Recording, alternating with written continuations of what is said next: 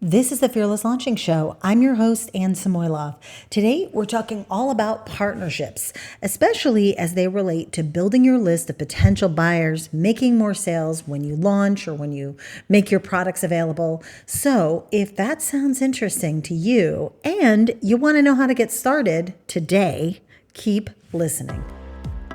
The Fearless Launching Show was created to answer the question, how can I launch my big idea to the world in the most simple, straightforward way possible and reach more of the right people?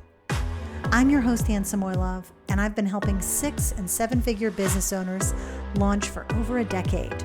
And while I love geeking out about improving launches, new launch strategies, what's working, what's not working, I'm also obsessed with exploring the heart, the mind, the challenges of running your own business.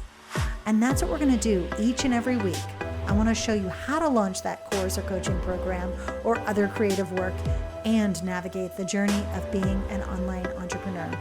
So if you're ready for some new perspectives, some new stories around launching, well, I can't wait to share those with you. Let's get into today's episode.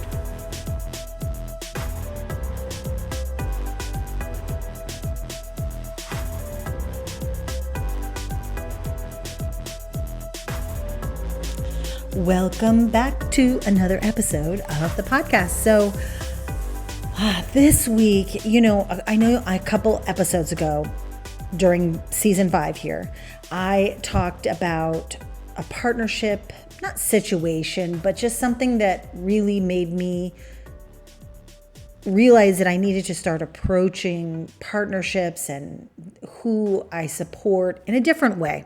It doesn't mean that I'm all of a sudden like, I'm not supporting anyone, because it's not like that kind of a dire situation. If you don't know what I'm talking about, you can head back and listen to that episode.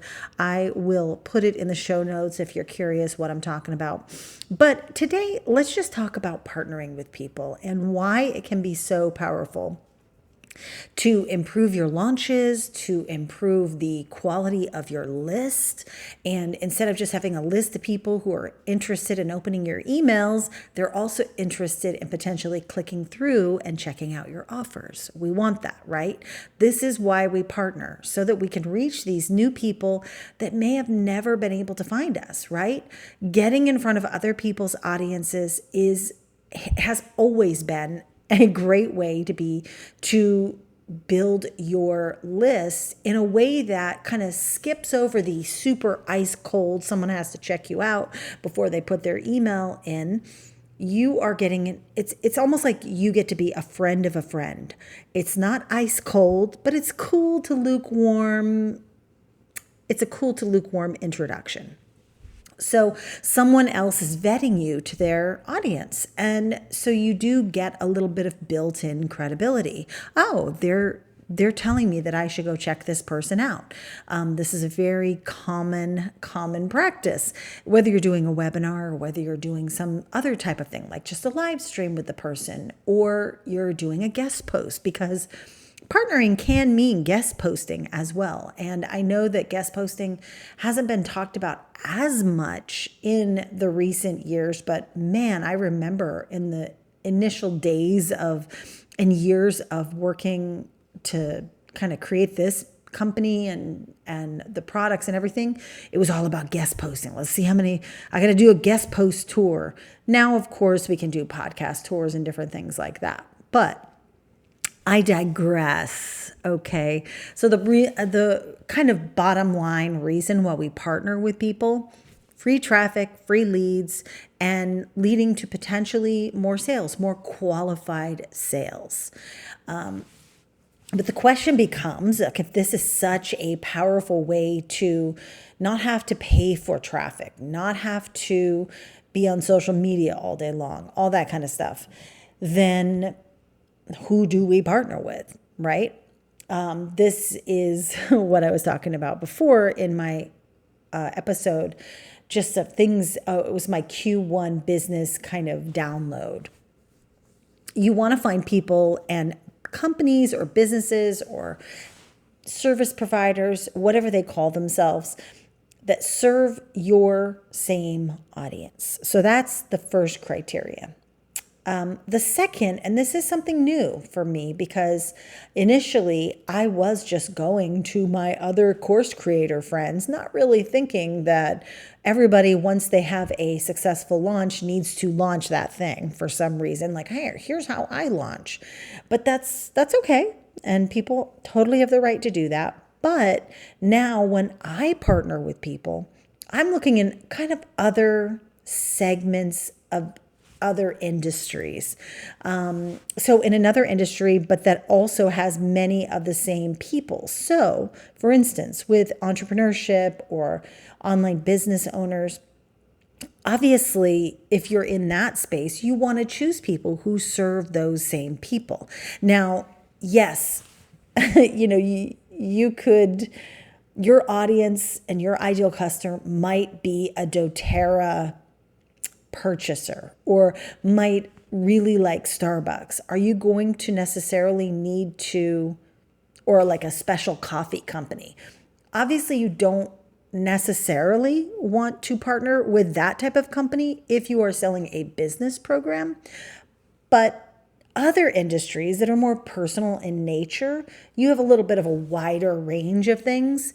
So if you are serving other business owners, you do want to look for companies that are business related, but maybe offer books, maybe are authors, have physical products, are coaches, are service providers, and really, or are teachers, but maybe, or speakers, but don't necessarily have like a whole thing of courses if that's what you have. Or, maybe if you're a coach and you have a coaching program that you really want to get some partnering on, maybe you're going to need to find someone who doesn't have a coaching program, but maybe is in another segment of your specific coaching kind of part of the industry. Coach is such a general term, and there are people who are health coaches, fitness coaches, and financial coaches, and underneath that, there can also be additional kind of subsets. There's really no wrong way to do it, but just try to create that connection or understand what that connection is to begin with.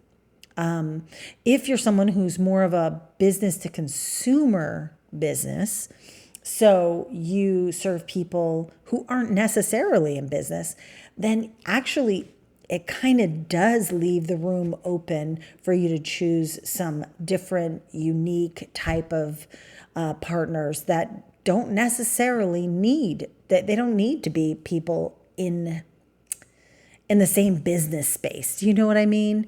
So it leaves it open for you. I'm actually, something that might actually give you some ideas, and this just popped into my head, is if you're a business person, go listen to some business podcasts, small and big ones, and see who their sponsors are. And that could actually lead you to be inspired and find someone in one of those markets, because that's how they're also looking at their own sponsors. The people who are paying them for a spot on their show, they're saying, oh, ZipRecruiter hires people. I do talk about hiring, but I don't have a course about that, but it is my same market of people.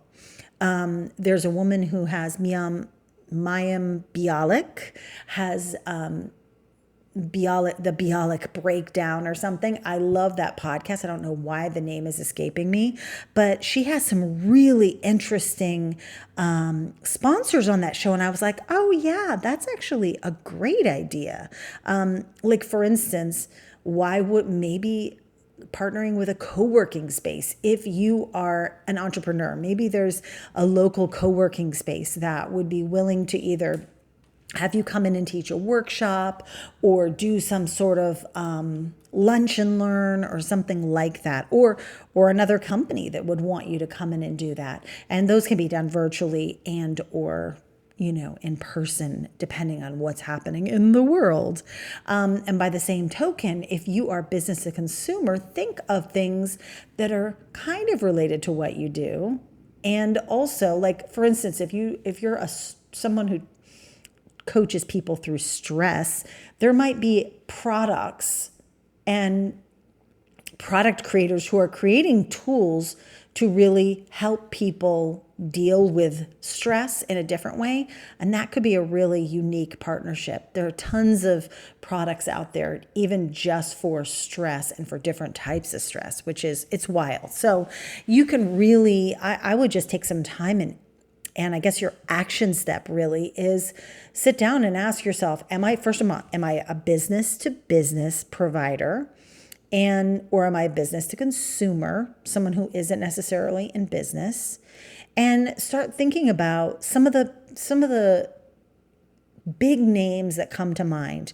Now, you're going to then have to dig in and look for people that you can actually reach out to who might want to partner with you in a specific way, right? And we can actually talk about that in a little bit.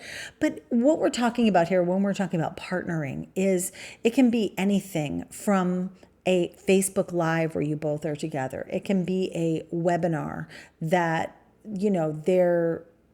that you could have pre-recorded, that you do live for their audience.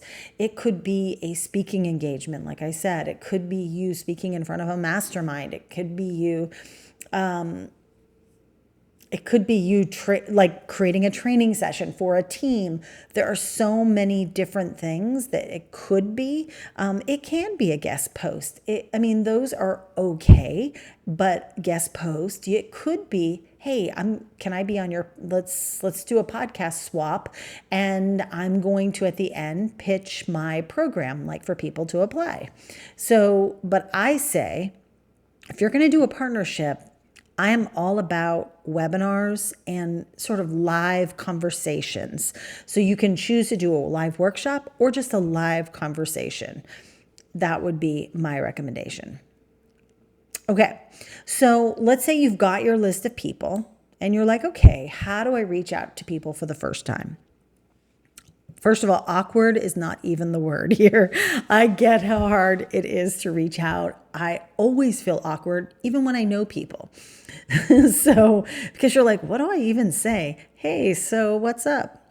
That's why I start with the inner circle, my inner circle. I get all the awkwardness out with people I know, and I don't mind.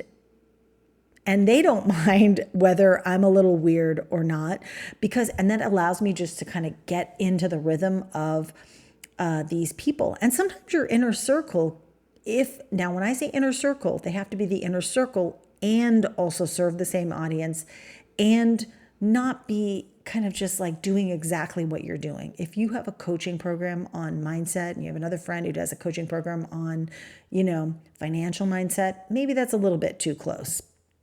So definitely think about, that outreach to your inner circle could be like, hey, do you know anyone who does this, who serves this group of people and they kind of do this? Do you know anyone who might want to, connect, that I could connect with about potentially doing a webinar or workshop with? I really want to talk to someone who does this. So that could also be your inner circle outreach.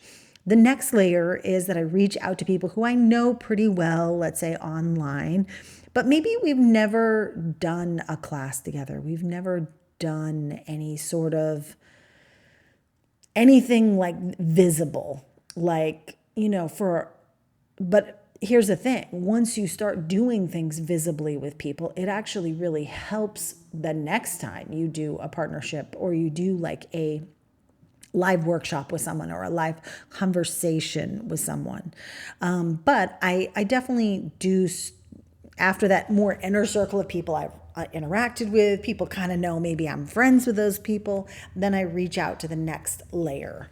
And then next, I look at my past podcast guests, people who I truly enjoyed the conversation with, feel like there's enough of a difference in what we do, and that there's no chance. And this is one thing I didn't say above, is that when I was talking about who to partner with, but the truth is I have lots of boundaries around this. And I want to make sure, like, hey, you're not going to do a launch program, are you? Next week or the week after? I don't care what the program is about. It could be just named something to do with launch. Like, for instance, one of my dearest friends that we started out as kind of, we worked on the same project together, and we did do a collaboration, like where I did a webinar for my audience introducing her, and she did one for me doing the same thing. And that was such a great match. And by the way, the word launch is in one of her and it's in her business name, I think, that doesn't matter. That part of it doesn't matter. It just has to be clearly different because launch is a pretty basic word, right? So, okay. So once you do that, like I said, I look at my upcoming and past podcast guests, because those people, and I always keep an eye on those conversations. Now, I don't do a ton of like for season 5, we might have one or two at the very end of the season. I just am deciding if they're going to go into this season or season 6. But generally this season, I'm not doing any interviews. And I'm also being very picky because of past experiences I've had with guests. And I'm sorry, I'm just going to say it.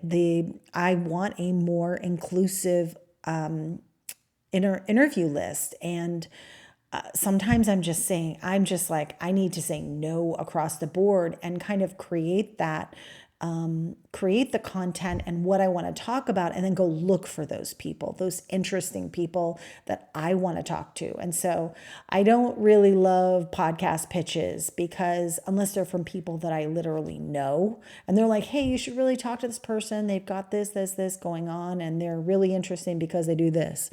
That I'm more open to. But in general, I don't think I've responded well or yes to any podcast pitches that have been sent to me. I'm just saying, it's not because I'm, I don't know, maybe it's the introvert in me or something like that. But I just don't like that, because it doesn't allow me to then curate this experience that's more inclusive, more thoughtful, and more representative of the entire world.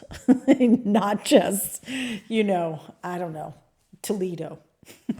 And that's just the name that came out of my hat. So anyways, and plus I really do like to vet and check out my guests before I bring them on. And I like to do the same thing before I partner with people. And now I'm making that even more of an important kind of step in my own process. So once you do kind of get to the point where you're like, okay, I think these people have said yes, great. You've done all your vetting, you've checked them out, and you really want to check. There's a few things you want to check out. First of all, you want to check out their business history, what they're known for. I'm not saying you can.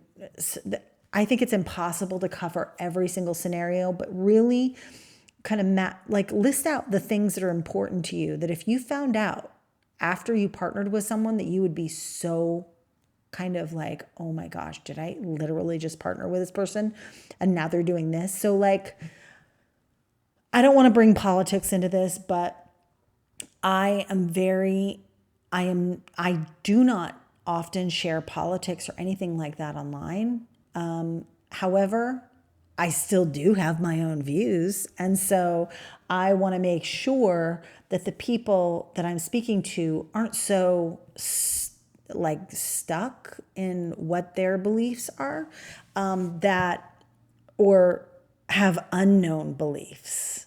So that can be scary too, because you don't realize until it's too late that you just spoke to someone. No, I haven't spoken to anybody who has anything like that happening, but I'm just saying, you want to know where people stand on the things that are important to you. And I think more and more now we want to think about this, because like I said, it is important to me that people know how to speak with compassion. It's important that people aren't flip in the way that they treat individual humans. And it is also important that there is an understanding of what it means to be inclusive and responsible and smart. So, okay, this is probably a side of me that you haven't heard me. I'm being careful not to, share any of those details because they're really between me and who I might potentially bring on. Okay, on as a guest or a partner. So, what to know now before you agree on anything. And I think the main thing here is to have an agreement in place. This is a new one, like I said. And first, I make the casual ask, and like when we get on the phone, before I bring up contracts, honestly, because in the past I haven't had contracts. But now when I get on the phone to talk and we're like, okay, we're going to do it on this date, and I'll ask, hey, so what have you got coming up in your business? What's going on? I want to find out what they're working on and what things they worked on in the past, and tell me a little bit more about yourself so I can kind of know who you are and stuff. Who's your audience? And so but I really want to know. It's important for me to make sure they are not going to be creating a course like mine or like anyone else's, really. I want to know that they have integrity, and I want to know who they are. That's it. So then after that, I am now starting to send a simple 1-page, really simple. It's basically a non-disclosure agreement and also a non-compete form, because if this were to happen in the future, I think that more and more people, I think that actually this will go down as the episode where I share like my little what grinds my gears about the online business industry. But I think so many things are so flippin' messy, like the way teams are managed and handled and hired and actually when people are let go. I think that there's a lot of problems in that area. It's just messy. It's not professional. And I know that we're kind of creating this new world over here, but I don't think that means we abandon what has been created and has been improved upon over years, in the corporate world. So I still stand by a lot of that stuff because I think it was created for a reason. And so I say that because I find that, like I said, it is so easy for someone to have, let's say, their social media program about whatever, and then they have a great launch of it. And they're like, oh, I can teach this method. When really what they did was a combination of a lot of people that they worked with's method. They don't really need to be teaching it. They don't really need to teach their strategy. And so I really want to have that non-compete form in place. I think it's a really good thing to have, even when you have team members. Not to say that they can't have a business in the online business space if you, let's say, work with a VA or a business manager, but that it's really clear what, your boundaries are in terms of, hey, you can't come in here and do this with me and then basically offer something similar later. It's not to stop them from doing their thing. It just means that you're like making a commitment to each other. And I really do believe you can't control what other people do in their businesses. And I understand the interest in doing that kind of a thing where you're like, oh my gosh, I figured this out. I got to teach this to everybody. But just be aware that sometimes you might not even realize you're kind of encroaching on what somebody else has created, spent a decade creating. So you can have boundaries, but you just know that you can't control everything, but you can just ask people to have a sense, I guess it's like a little bit of decorum when they're doing business with you. So now let's go to some good things. This is the great side of partnering. You can sometimes never tell which partners will be the best. And that's actually a good thing because it allows you to just kind of put yourself out there in front of different people. You want to know for sure, and you want to be okay with even the misses, right? The opportunities that don't go so well. You're like, I guess they didn't convert. You'll know that now. Now that is a piece of information you have about your ideal customer. Your audience has the answers to actually which partners are going to work well for you. So really dig into what they're doing and try to do some audience research to find out what people, maybe even your closest clients, what other people are, who are they listening to, what books are they reading, that kind of thing. And just remember that just because you have great chemistry or a good back and forth with someone, it doesn't mean it's going to pan out as like a lucrative opportunity. It doesn't mean, okay, it's going to be money, because I've definitely done my share of, there's probably only been two partners that I've had. I almost forgot about the other one. Two partners that I've had in the past who I just don't know. There's just magic when when I get on with either of these people. It just works. And we don't even have to be prepared, and it works. So I think that if you're not sure how something's going to work with someone, do something easy. The live conversation, I think, is a great way. Go in with like 3 points you're going to share with their audience and make sure you have a clear call to action. Maybe it's to attend a webinar. You don't have to do a webinar. You can actually do a series of lives to get people to your webinar, or to your application page or whatever it may be. So you reach new people without having to get consistent. That's another great thing about having like some sort of partnership or collaboration process. When you start doing this, you'll realize you're like, wow, I literally just sent my partnership packet of things to that person. They're sending out all the email. They're posting all the social. I'm not doing anything. So it allows you to, attract new people, build your list, build your audience without being on social all day, without running expensive ads that maybe are confusing or just aren't working. And you're expanding your list without spending a lot of time or money doing anything else. Plus, you're helping someone else gain value and revenue potentially simply by just sharing your work.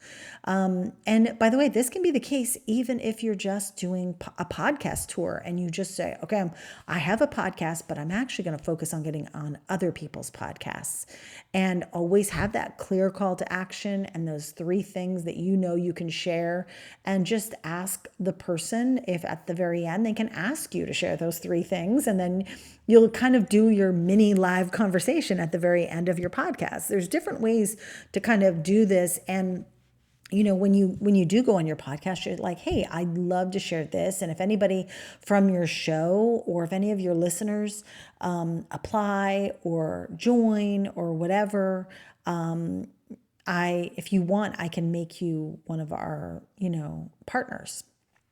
Sometimes the word affiliate is a little bit like, but if you say partners, then it can be it feels a little bit better for some reason. Also, the great part of partnerships, this is actually my favorite part of it, no matter what way you're doing it, no matter what format it looks like, it's that it allows you to test your messaging in front of new people. This is key. The testing your messaging is everything, because if your messaging works, and especially in front of cold audiences, I feel like that's the test of some good messaging. If completely new people to you understand what you're offering and are excited by it and actually take action, great, all amazing. Okay, so 6, this is an interesting way. So there are different ways. The question that I kind of posed to myself is, can you have an ongoing partnership? What about an affiliate program? We just said, I don't like the word affiliate, but it's okay. There are 2 great ways that I personally love for partnerships. And I know that there are lots of other people talking about partnerships, affiliate programs, blah, blah, blah, all that kind of stuff. Collabs. Of course, there's tons of different things you can do. Just get creative. But here are the 2 really simple, straightforward ways that I love to do this. So you pitch partners, reach out to them to do a specific webinar in a specific time period, kind of like a one-time campaign. There's that way. Okay. So they're in, they're out. That's it. Or you have an ongoing affiliate program where, let's say, these same partners above, you just say, hey, I'm just going to leave that funnel open. If you want to keep sending people to it, that's fine. Or do you want to send people over to my main evergreen funnel and be an affiliate? You can also get in this way. So you can definitely clue in your partners who are the ones getting people to come to the webinars and all that kind of stuff. But you can also ask people who might not have as much of an audience or maybe aren't really prepared to do a more public webinar workshop type of thing. You can ask past customers, people who like you, what you do, but maybe don't have an audience to support doing that webinar. You can also create an basic ongoing or launch only affiliate program. This depends on the type of offers and launches and promotions you do. So if you have an evergreen program that's always available, well, then the affiliate program can just be ongoing. And all you would need to do is make sure people know that you have this affiliate program and, have like a little link in your navigation, either at the top or the bottom of your website. So bottom line here is, and the bottom line question is, so should you tap into other audiences and partners? Yes, it's a free new traffic source, potential source for new sales. And it's an amazing way to just really inject new energy and visibility for you in front of more people, which just expands everything. But like I said before, always go in with that basic agreement and understanding of who these partners are and what their business is, what it's maybe going to be. And I've actually gathered some resources for you, which will be in the show notes here. So there are going to be some more resources for you to learn if you want to learn more about partnering. People that I follow, that I'm on their email list. There's a couple people that I'll link below. And one book specifically that I love for this, and a couple blog posts.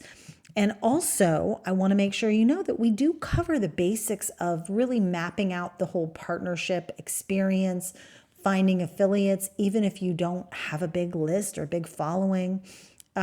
We do this inside pretty much, Fearless Launching, and we also talk about it in the incubator at a much higher level. So definitely check out the programs that I offer, and you can do that at the link below.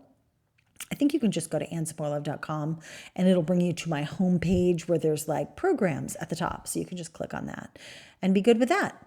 So I hope you've enjoyed today's episode. So the steps again, just really quick, is why partner? And think to yourself why you want to partner. What is your specific goal? Then define who you want to partner with. And remember who that can be for you. Then you will reach out for the first time or the second time and widen that circle from your more inner circle of the people you feel most comfortable reaching out to first, and then kind of keep going, open that circle a little bit to reach out to those people. Next, number 4, you're going to put some sort of agreement in place, and we know why. And then also, we're going to remember, number 5 is just remember that there's such an amazing benefit to partnering with other people, and because business is collaborative, right? We want to be with other people. The most successful people, and I've heard many people say this recently, and I'm like, yeah, that's actually true. The most successful people online are not just sitting alone in their home, in their basement, all the time. They're on Zoom calls. They're going to events. They're talking to people in coffee shops. They're out there interacting with other people and connecting with other people. And also, number 6, remember that there are different ways you can do your partnership program or your affiliate program, and you get to decide what that's going to be based on what you want to do, what your product is, how often you offer it. And if you have any questions about anything we shared today, definitely let me know. You can hit me up on Instagram, DM me at Ann Samoylov, and you can also just respond to, if you're on the mailing list, which if you're not, go over to Ann Samoylov, just sign up for, let's say, the roadmap. I think there's a launch roadmap there, and you could sign up for that. And then each week you'll get a call to just reply to me, because I want to know if you're planning on creating a partnership program for yourself. And that's it. I think we've covered everything. All right. So thank you again for listening to the Fearless Launching Show podcast. I'm Ann Samoylov, and next week we'll be back with an interesting topic. I don't think many people talk about it because I think, duh, but it's all about building launch stamina. And you might be surprised at the different angles that we look at this topic from, but it's a really important one. And if you've ever been super exhausted by your launches, or you feel like your audience is just tapped out, it could be an issue of stamina. So make sure to listen to us next week and go over to Spotify or to iTunes or to Google Podcasts and subscribe to the podcast. Leave us a rating and review. We would love that so much. And I will see you next Thursday.